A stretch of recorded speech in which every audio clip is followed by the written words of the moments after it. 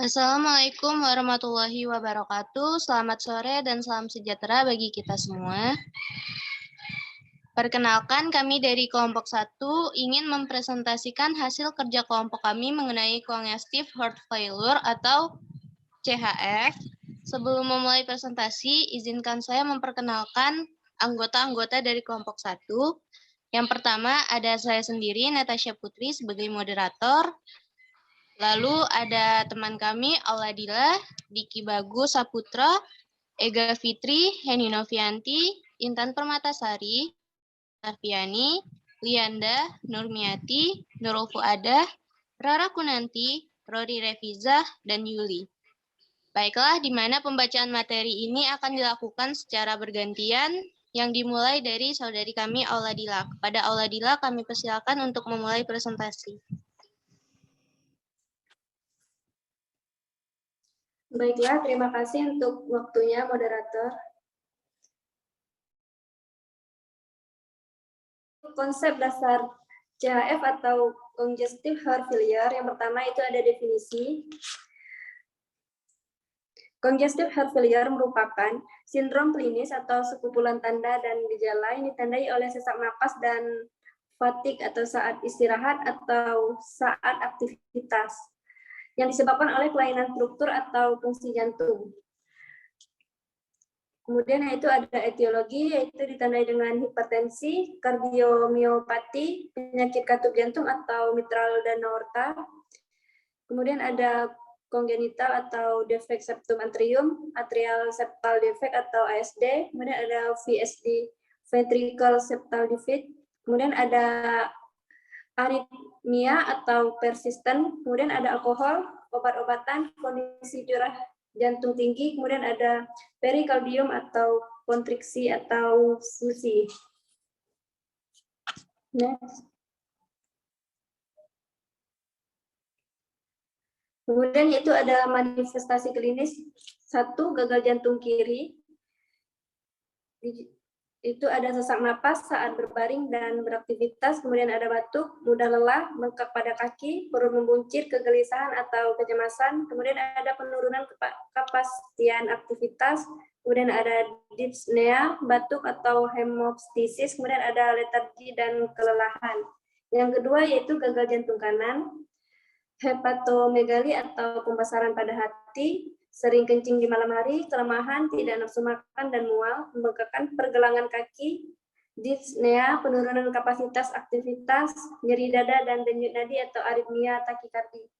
Baiklah, selanjutnya akan dilanjutkan oleh Ega Fitri. Baik, saya akan melanjutkan dari Auladila. Patofisiologi. Secara patofisiologi, CHF adalah ketidakmampuan jantung untuk menyalurkan darah termasuk oksigen yang sesuai kebutuhan metabolisme jaringan pada saat istirahat atau kerja ringan. Hal ini menyebabkan respon sistemik khusus yang bersifat patologik selain saraf, hormonal, ginjal, dan lainnya, serta adanya tanda dan gejala yang khas.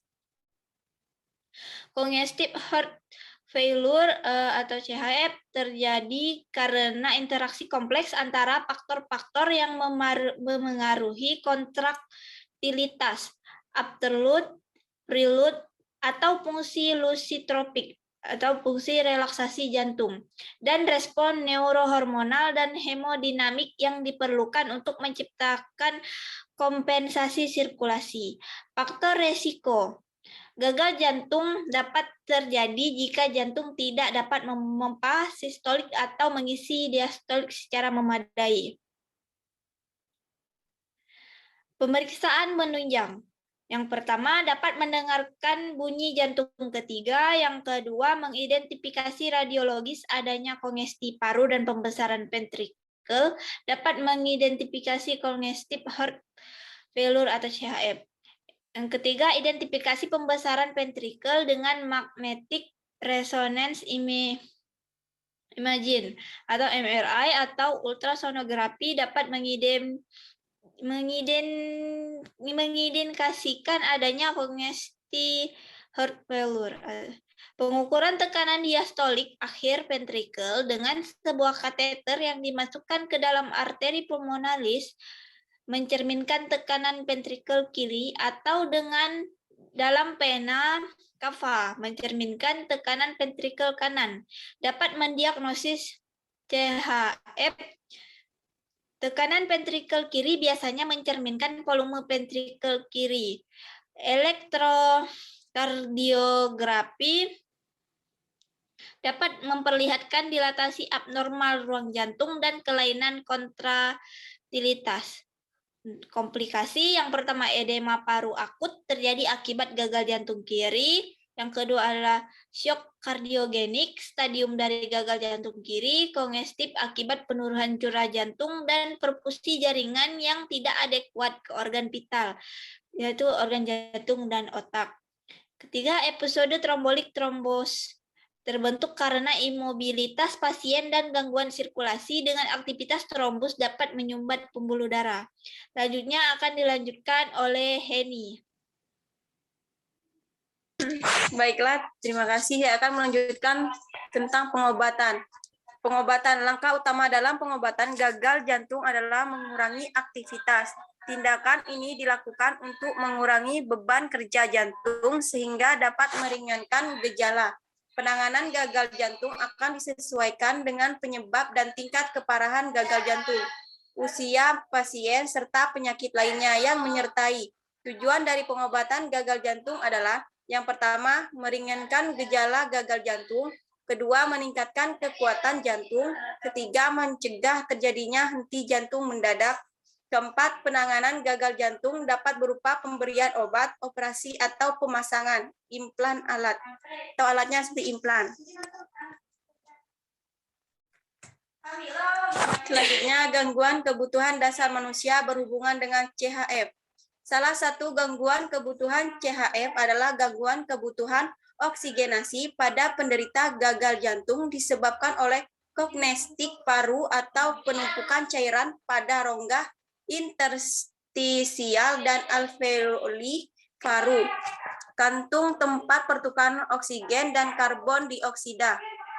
Cairan tersebut akan menghambat perkembangan paru-paru sehingga mengalami kesulitan bernapas.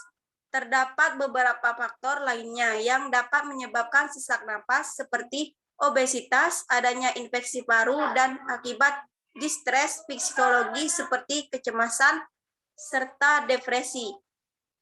Selanjutnya akan dilanjutkan oleh Nurul Fuada.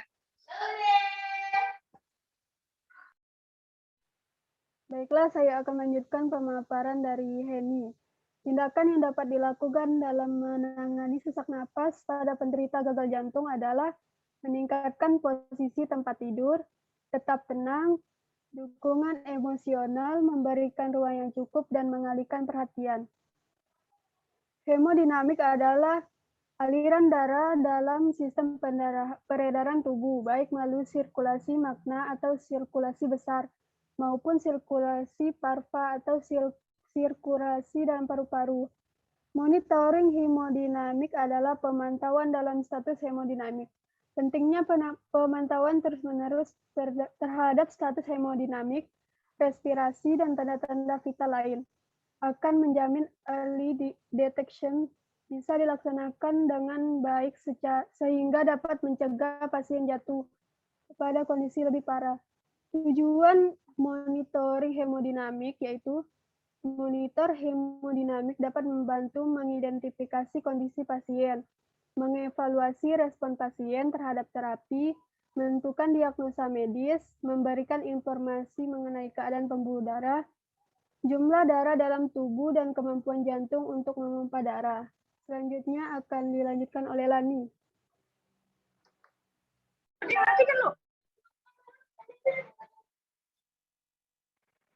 Baiklah, saya akan melanjutkan monitoring hemodinamik, interpretasi dasar EKG. Indikasi monitoring hemodinamik yang pertama ada shock, impact, miokard akut disertai gagal jantung, sakit dada berulang, hipotensi atau hipertensi, edema paru. Yang keempat, gagal jantung kanan, Yang kelima, pasca operasi jantung. Yang keenam, penyakit katup jantung atau ruptur septum ventricle. Yang ketujuh, tamponade jantung. Yang kedelapan, gagal napas akut. Konsep dasar hemodinamik. Yang pertama, preload menggambarkan tekanan saat pengisian atrium kanan selama diastolik digambarkan melalui central venous pressure, sedangkan preload ventricle kiri digambarkan melalui pulmonary arterial pressure. Yang kedua, contrality menggambarkan kekuatan otot jantung untuk memumpahkan darah ke seluruh tubuh. Yang ketiga, afterload menggambarkan kekuatan atau tekanan darah yang dipompakan oleh jantung.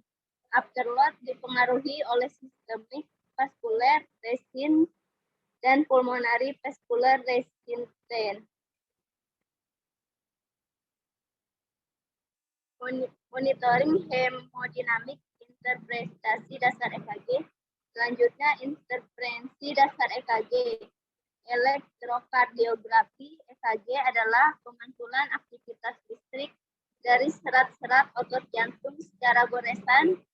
Dalam perjalanan abad ini, perekaman EKG sebagai cara pemeriksaan tidak invasif sudah tidak dapat lagi dihilangkan dari klinik. Yang pertama, penggunaan umum EKG. Pada umumnya, pemeriksaan EKG berguna untuk mengetahui aritmia, fungsi alat pacu jantung, gangguan konduksi interventrikuler, pembesaran ruangan-ruangan jantung, IMA, iskemik miokard, penyakit perikard, gangguan elektrolit, pengaruh obat-obatan seperti digitalis, kinin, dan berbagai kelainan lain seperti penyakit jantung bawaan, korpuloman, emboli paru, myxedema. Selanjutnya akan dibacakan oleh Rara Kunanti. Baiklah, selanjutnya kelainan kompleks pada berbagai penyakit. Pada dasarnya, bagi yang berpengalaman, tidaklah sulit membedakan antara kompleks EKG normal dan yang ada kelainan.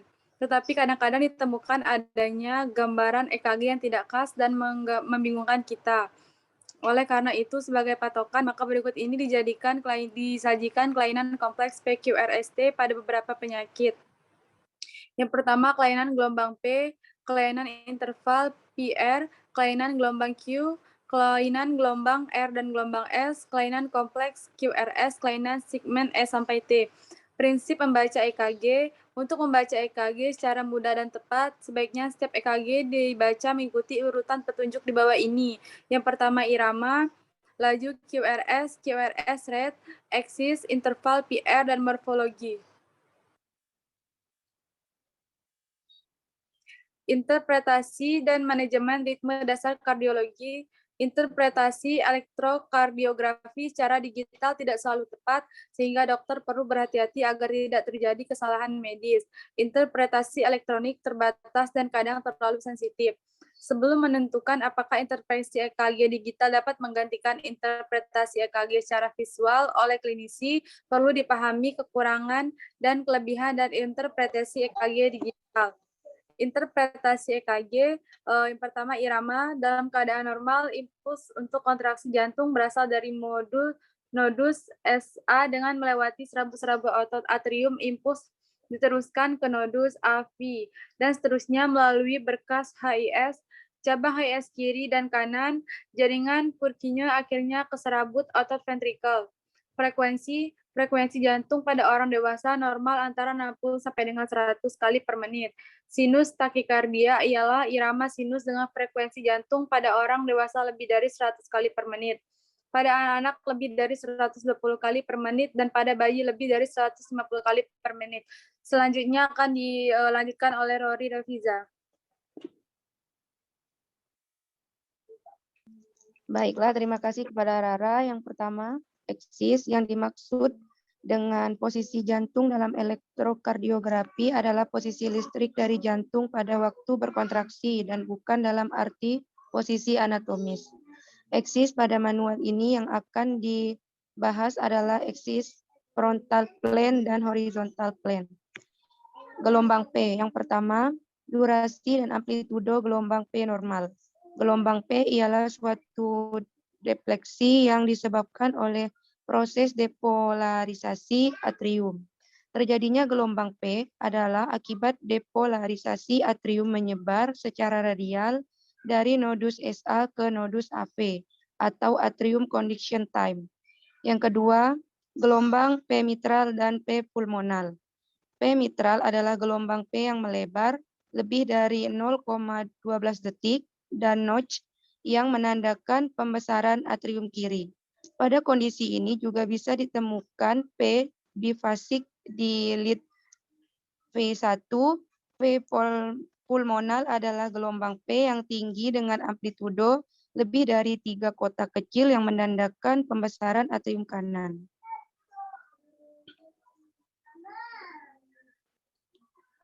Manajemen ritme dasar kardiologi. Kardiologi merupakan cabang ilmu kedokteran yang khusus mempelajari gangguan pada jantung dan pembuluh darah. Kardiologi adalah ilmu untuk mendiagnosis dan mengobati berbagai penyakit kardiovaskular, seperti penyakit jantung koroner, kelainan irama jantung, atau aritmia, gagal jantung, penyakit jantung, dan cacat jantung bawaan. Ahli kardiologi bertugas menangani pasien yang memiliki kondisi seperti angina, nyeri dada yang disebabkan oleh penyempitan pembuluh darah jantung atau penyakit jantung koroner. Aritmia, detak jantung tidak teratur, terlalu lambat atau terlalu cepat. Murmur jantung, suara berdesing yang dibuat oleh darah bergolak di dekat atau di dalam jantung. Murmur jantung dapat didengar oleh dokter dengan menggunakan stetoskop. Serangan jantung, henti jantung, penyakit katup jantung, kardiomiopati atau kelainan pada otot jantung. Penyakit pada pembuluh darah seperti arteritis, varises, dan kelainan aorta, dan tumor jantung. Selanjutnya akan dilanjutkan oleh Yuli.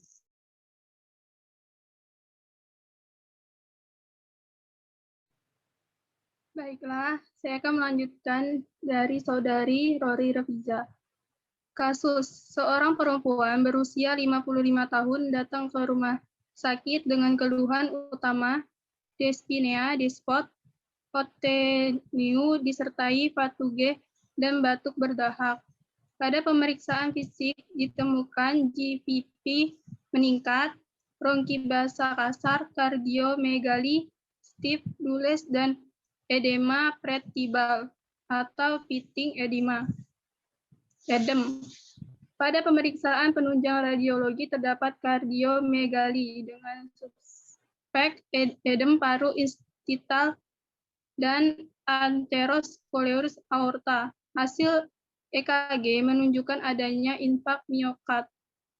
Asuhan keperawatan CHIF, identitas, nama, umur 55 tahun, jenis kelamin perempuan, diagnosa medis, CHIF.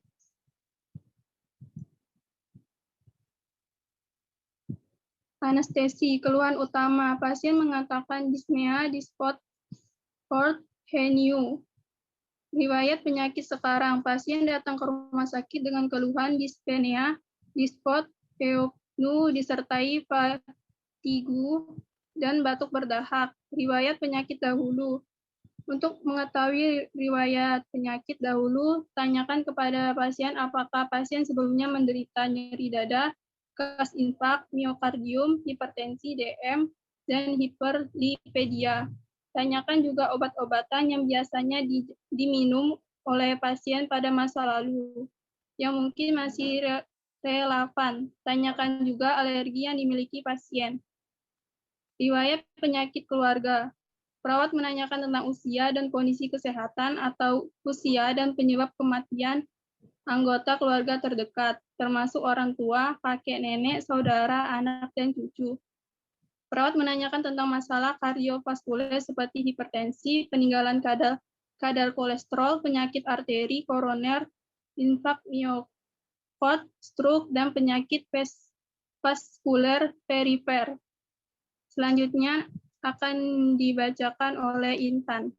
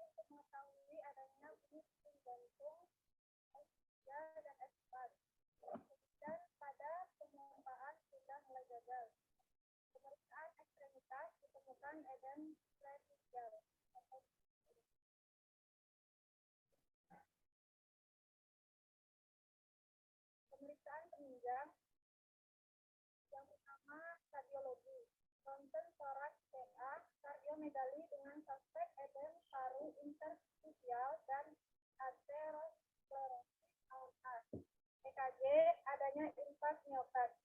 Penata laksanaan memberikan terapi inhalasi untuk mempertahankan jalan nafas yang paten. Implementasi pemberian cairan intravena PSC NaCl 0,9% diberikan selama periode penyuntikan garam. Kemudian memberikan posisi Fowler diri atau duduk membungkuk ke depan. Kemudian meningkatkan suplemen oksigen sesuai ketentuan atau kebutuhan. Kemudian memantau TTP, gas darah arteri, oximetrik nadi untuk mendeteksi atau mencegah hipoksenia. Memberikan terapi kolaborasi obat inflamasi dan bronchodilator sesuai karakteristik asma.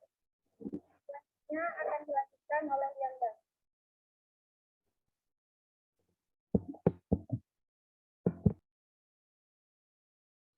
Baik, terima kasih Intan. Selanjutnya yaitu diagnosa keperawatan. Diagnosa keperawatan yang pertama, gangguan pertukaran gas berhubungan dengan perubahan membran alveolus kapiler.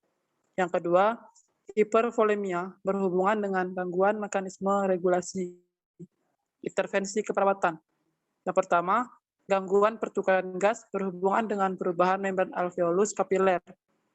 Manajemen jalan napas, yaitu yang pertama, monitor bunyi napas tambahan, berikan posisi semi-Fowler atau Fowler untuk memaksimalkan ventilasi, berikan oksigen bila perlu, kolaborasi pemberian bronchodilator bila perlu.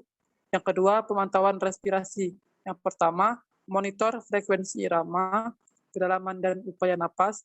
Yang kedua, monitor pola napas. Yang ketiga, auskultasi bunyi napas untuk mengetahui adanya suara napas tambahan. Selanjutnya, hipervolemia berhubungan dengan gangguan mekanisme regulasi. Yang pertama, manajemen hipervolemia, observasi. 1. Periksa tanda-tanda gejala hipervolemia, misalnya ortopnea, dyspnea, edema, JVP atau CVP meningkat, refleks hepatojugular positif, suara napas tambahan.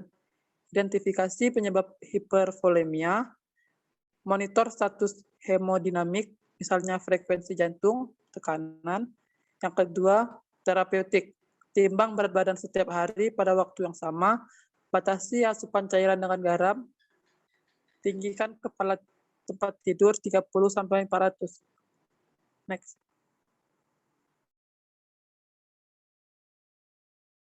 Implementasi.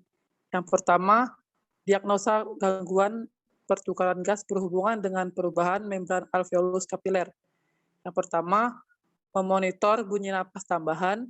Yang kedua, memberikan posisi semi-Fowler atau Fowler untuk memaksimalkan ventilasi. Yang ketiga, memberikan oksigen bila perlu. Yang keempat, kolaborasi pemberian bronchodilator bila perlu. Diagnosa kedua yaitu hipervolemia berhubungan dengan gangguan mekanisme regulasi. Implementasinya, Yang pertama, memeriksa tanda dan gejala hipervolemia, misalnya ortopnea, dyspnea edema, CVP atau CVP meningkat, refleks hepatojugular positif, saluran napas tambahan.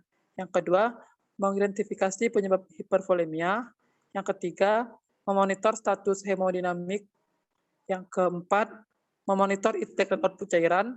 Yang kelima, memonitor tanda hemokonsentrasi. Yang keenam, memonitor tanda peningkatan tekanan onkotik plasma. Yang ketujuh, memonitor kecepatan infus secara ketat. Yang kedelapan, memonitor efek samping diuretik. Baiklah, selanjutnya akan dijelaskan oleh Diki. Baik, selanjutnya evaluasi. Diagnosa pertama, gangguan pertukaran gas berhubungan dengan perubahan membran alveolus kapiler. Evaluasi S. Klien mengatakan sesak nafas berkurang. Klien mengatakan lebih mudah mengeluarkan dahak. Objek 1. Keadaan umum lemah. 2. Terdapat bunyi napas tambahan. 3. Pemeriksaan radiologi menunjukkan adanya kardiomegali. 4. Pola napas abnormal.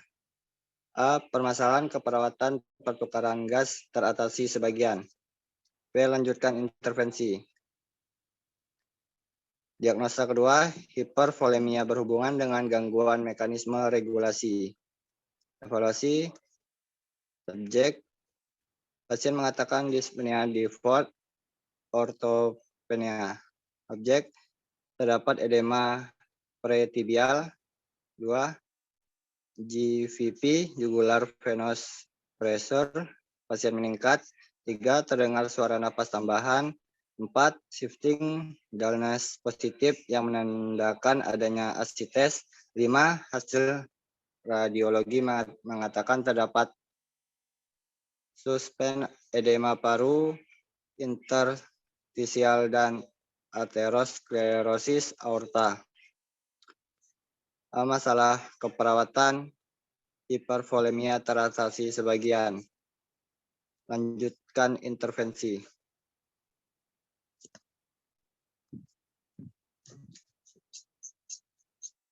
Baik,